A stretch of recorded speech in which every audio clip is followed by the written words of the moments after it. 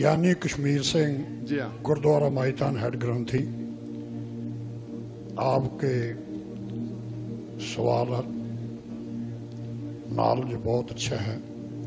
मेरा एक आपके धर्म के बारे में परमंती है कि आपका धर्म हमारा धर्म शब्द का पुजारी है।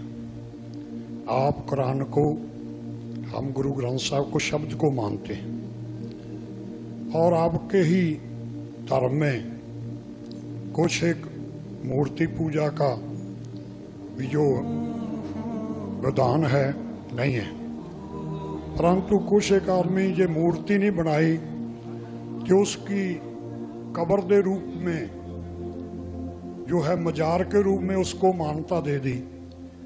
आप मूर्ति खड़ी पूज लो और पड़ी पूज लो, तो एक बात ही है, क्या ये जो है धर्म के उल्ट नहीं है?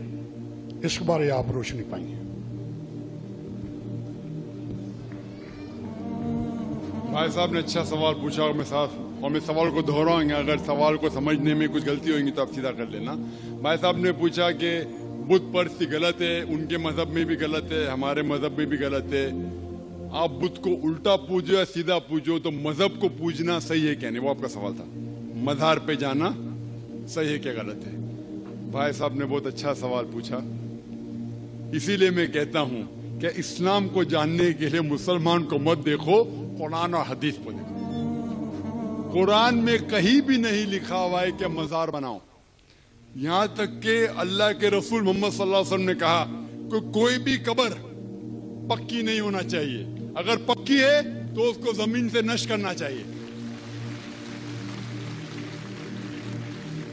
सही बुखारी की हदीस है कि अगर कोई कब्र पक्की है तो उसे जमीन के लेवल पे लेके आना चाहिए।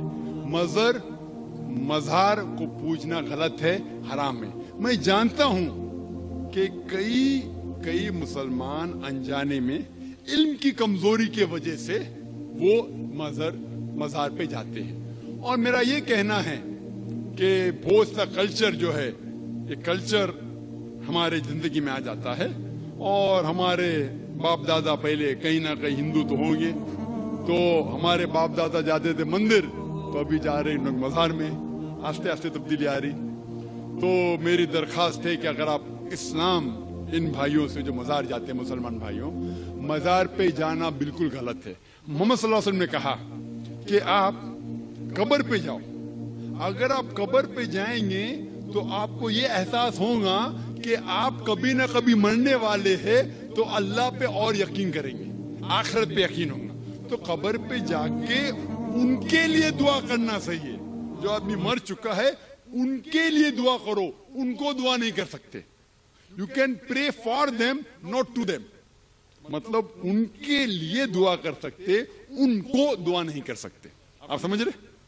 वो बेचारा शख्स मर गया है, अच्छा शख्स था, उसके लिए दुआ कर सकते, अल्लाह उसे जन्नत फिरदौस दे, उन्हें नियामत दे, उन्हें माफ करे, वो तक ठीक है। लेकिन जाके ये बोले कि मेरे एग्जामिनेशन में मेरे नंबर कम है, तो बाबा नंबर अच्छे कर लो, ये बिल्कुल हराम है। शिफा, कुरान मजीद में कम से कम 25 आयतें हैं जिसमें लिखा है शिफा मतलब सिफारिश, वसीला हराम है। 2 आयत में लिखा हुआ है सिर्फ उनको इजाजत है जो अल्लाह ताला आखिरत में उनको इजाजत देंगे, वो मोहम्मद सल्लल्लाहु अलैहि वसल्लम आखिरत में। आज की तारीख में हम मोहम्मद सल्लल्लाहु अलैहि वसल्लम से भी नहीं मांग सकते।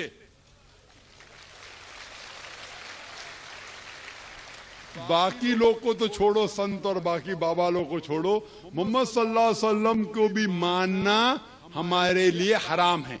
जो शख्स मर चुका है हम उन्हें इज्जत करते हैं, मोहम्मद सल्लल्लाहु अलैहि वसल्लम से मोहब्बत करते हैं, उनसे प्यार करते हैं, लेकिन उनकी पूजा नहीं करते, उनकी इबादत नहीं करते। इबादत सिर्फ अल्लाह की है।